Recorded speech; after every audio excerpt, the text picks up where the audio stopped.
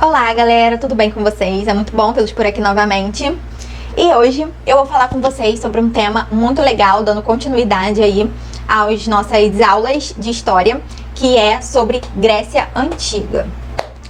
Bom galera, o povo grego, ele tem aí as suas origens remontadas na chamada civilização cretense, que se tem notícia desde os anos 3000 antes da nossa era. Creta era uma ilha localizada ali no mar Mediterrâneo, povoada pelos cretenses, que era um povo de origem indo-europeia, assim como os outros povos que posteriormente chegaram ali na região da Península Balcânica. Bem, dentre esses povos, o primeiro deles a chegar nessa região foram os aqueus. Eles se estabeleceram ali na região do Peloponeso e eles foram responsáveis por criar importantes cidades, como Tirinto, Micenas e Argos. E eles foram responsáveis por criar ali a civilização micênica. Então, galera, essas pessoas ali que viviam nessa região do Peloponeso, os micênicos, eles realizavam comércio com outras regiões ali em volta do Mediterrâneo. E então, uma dessas trocas comerciais que eles realizavam era justamente com a civilização cretense. Esses povos micênicos, eles ficaram muito conhecidos através de suas pinturas, através da arquitetura e também com relação aos seus vasos de cerâmica, que ficaram famosos depois de pesquisas arqueológicas em que eles foram encontrados. Como eu falei anteriormente, os micênicos, eles detinham uma relação próxima ali, econômica, comercial, com os cretenses. E foram com eles que eles aprenderam diversas questões ali que foram importantes para essa região, que foi justamente técnicas de artesanato, fundição do bronze, o trato ali com outros metais preciosos, como ouro, prata. Mas por volta de 1450, antes da Era Comum, diversas catástrofes naturais atingiram ali a ilha de Creta, e acabou que essa civilização ela foi destruída e invadida pela civilização micênica, e acabou que essas duas culturas elas se tornaram uma só, conhecida posteriormente como civilização creto-micênica, a primeira aí grega na antiguidade. Gente, é importante citar que bem posteriormente, né, claro, ao período antigo, a história grega ela foi dividida em alguns períodos, justamente para facilitar a análise desses momentos históricos. E eu vou citar eles aqui para vocês e vou conceder as principais características para que vocês tenham em mente também na hora de estudar, na hora de fazer alguma prova aí, que isso pode aparecer.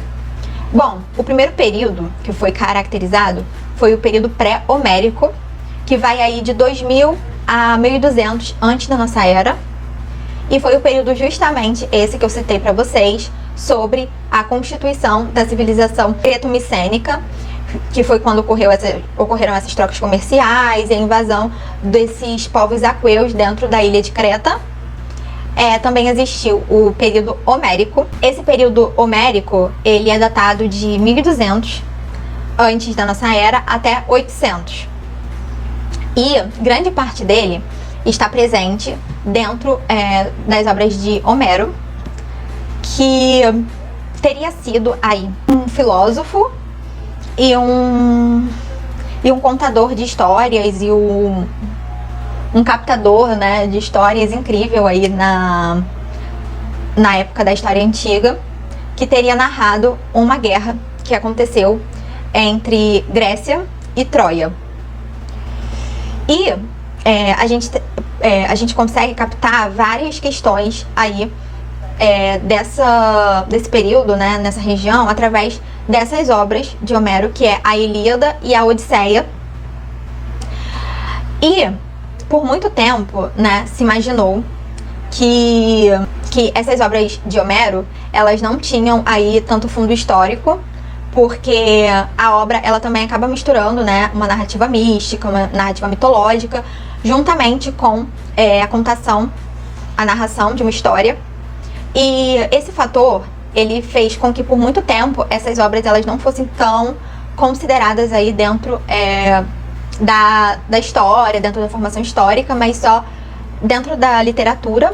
Porém, escavações de arqueólogos mais recentemente acabou encontrando resquícios dessa civilização de Troia e dessa guerra que teria acontecido nesse momento. Então, a gente precisa considerar essa obra, sim, como um importante relato dentro da história, mas sabendo separar os seus fatores mitológicos, seus fatores místicos, religiosos, dos fatos históricos. Bem, gente, outro período que veio logo depois foi o período arcaico. O período arcaico, ainda no período homérico, tá, galera? Essas comunidades desses povos indo-europeus que ocuparam a Península Balcânica, eles começaram ali a se organizar socialmente, e cada comunidade era composta ali de famílias que se tinha um patriarca responsável por essa família, e foi justamente nesse momento o início da organização patriarcal da civilização grega. E aí, já no período arcaico, esses povoados, né, essas comunidades, elas começaram a crescer e elas foram formando, né, um agrupamento ali de famílias que seriam separadas em polis, nas chamadas cidades-estado, que as mais famosas, né, vocês devem conhecer, eram Esparta, Atenas, tinham muitas outras, justamente como eu citei. Essas cidades-estado, elas eram independentes entre si, então, apesar de serem cidades, elas detinham toda a autonomia política, autonomia econômica, elas detinham características culturais bem específicas. Então, essa separação ocorreu principalmente no período arcaico, e no período clássico, que foi o período posterior, acabou que essa organização foi mais vista, assim, a organização política de cada lugar ficou mais evidente, e foi justamente nesse período clássico que se deu em Atenas o surgimento da democracia. Eu vou falar sobre essas características mais aprofundadamente daqui a pouco. E já no período helenístico, que foi o último período, né, da Grécia Antiga, ocorreu ali entre 330 e 140 antes da nossa era, e ele marca justamente a invasão do Filipe II da Macedônia no território grego. E esse período helenístico, ele também marca ali essa dominação dos macedônios e a ascensão depois como líder, como rei aí do Alexandre o Grande, que é um personagem muito importante da narrativa histórica. Mas eu vou contar um pouco para vocês agora justamente sobre as cidades que mais se destacam dentro dessa historiografia grega. E depois eu vou falar sobre características, mais características desses períodos. E também um pouco sobre a filosofia grega, que foi um dos grandes marcos aí desse período da Antiguidade. A cidade de Esparta, ela foi fundada por um povo que chegou posteriormente a essa região da Península Balcânica, que foram os dórios. É importante citar aqui que depois dos aqueus também chegaram ali à região povos jônios e povos eólios. E os dórios chegaram depois. Eles se estabeleceram na região da Lacônia por volta do século IX antes da nossa era. E quais eram as características desse grupo, né? Eles eram muito belicosos, então toda a formação, toda a educação desse povo, ela era muito direcionada para a questão militar, para a questão da proteção dessa cidade. Então, a maior parte dos homens, por exemplo, eles eram treinados para serem guerreiros, para conseguir proteger ali a sua cidade e entrar em conflitos necessários, se fosse para defender os seus interesses. Eles não tinham acesso ao mar, então eles não realizavam o comércio marítimo, mas eles acabavam comercializando outros produtos, como produtos agrícolas. Eles eram agricultores também. E antes desses povos dóricos chegarem ao poder, essa região ela já era habitada, né, pelos ilotas, que foram povos que acabaram sendo submetidos pelos dórios. E esses povos, eles tinham que realizar tarefas para os dórios, para os espartanos. E então acabava que esse grupo, ele estava totalmente submetido à vontade desses superiores, e eles por vezes se revoltavam aí contra essa dominação, o que causava ali a morte, né, de diversos deles. E também dentro dessa sociedade existiam os periecos, que eles eram artesãos e outros tipos de trabalhadores livres que viviam ali na periferia, às margens da cidade espartana.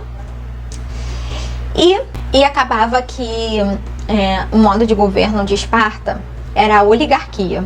Então, um grupo que se colocava ali como grupo dominante, eles, compostos de nobres, eles governavam a cidade. Uma cidade-estado de origem jônia, né? Ela tinha ali como principal deus de adoração a deusa Atenas. E eles passaram 200 anos um governo monárquico. Depois eles acabaram se tornando uma cidade-estado oligarca também, assim como Esparta, não nos mesmos moldes, mas parecido. E depois, posteriormente, como eu falei com vocês, já no período clássico, depois de ocorrerem diversas reformas aí dentro de Atenas, muito em conta devido a revoltas, teve revoltas contra a escravidão por dívida, por exemplo. E então existiram reformas ali para melhorar um pouco, né, a vida da população. E todas essas reformas sucessivas, elas foram direcionadas para a criação desse sistema democrático. E como é que funcionava, né, esse sistema democrático? Que era muito diferente dos moldes da chamada democracia que nós temos nos dias de hoje. Bom, primeiro, não eram todas as pessoas que participavam, né? Existiam ali não só atenienses dentro da cidade, mas também escravizados e estrangeiros. E as mulheres, elas também não eram tratadas como cidadãs. Elas não podiam participar, então, desse sistema democrático. Então, elas ficavam à margem. E os estrangeiros e os escravizados também não poderiam participar. Então, você já elimina ali boa parte da sociedade ateniense. Então, a gente percebe que essa democracia era formada e definida por um grupo de homens nascidos de pais atenienses que viviam ali sendo privilegiados, né, por essa estrutura de sociedade em que a maior parte dos trabalhos pesados eram realizados por escravizados. Então, essa democracia acabou que ela não foi tão abrangente assim, numericamente falando, não abrangeu toda a população. E ela ocorria, galera, de forma direta, ou seja, cada um participava ali da reunião. Existiam reuniões que só deveriam participar pessoas mais velhas, existiam reuniões que abrangiam todos os homens atenienses, e essa pessoa, ela tinha que falar por si mesma, demonstrando ali o seu voto. E aí é muito diferente do que a gente percebe hoje como democracia, que a gente possui um sistema de democracia representativa, e não era o caso grego, não era o caso de Atenas. A filosofia grega, ela surgiu, na verdade, em algumas regiões, não só em Atenas. Inclusive, personagens importantes da nossa filosofia, né, que chegou nos nossos dias de hoje, como Aristóteles, não era ateniense. Os primeiros filósofos, eles tinham em mente a questão da formação do todo complexo, tendo origem em fundamentos da natureza. E um dos primeiros foi Tales de Mileto. Ele era da cidade de Mileto mesmo. E eles tinham essa questão, né? Um acreditava que a vida ela tinha se formado a partir da água, como Tales. Outro, que é Heráclito, ele acreditava na questão do fogo. E também pregava, né, a questão das transformações, e que acreditava na questão do átomo. E esse pensamento filosófico, né, que nós temos acesso, né, à história, se tornou mais complexo a partir aí de Sócrates, que foi um dos primeiros filósofos aí a criar um método para filosofar, que era o método da maêutica. E ele acreditava na questão do questionamento, na questão do diálogo, na questão da extrema criticidade, né? E ele acabou, por ter um pensamento assim mais diferenciado, morrendo, né? Ele foi envenenado por cicuta. E posteriormente ali, ele deixou um legado através de seus alunos, um dos mais proeminentes que nós temos conhecimento, que foi Platão.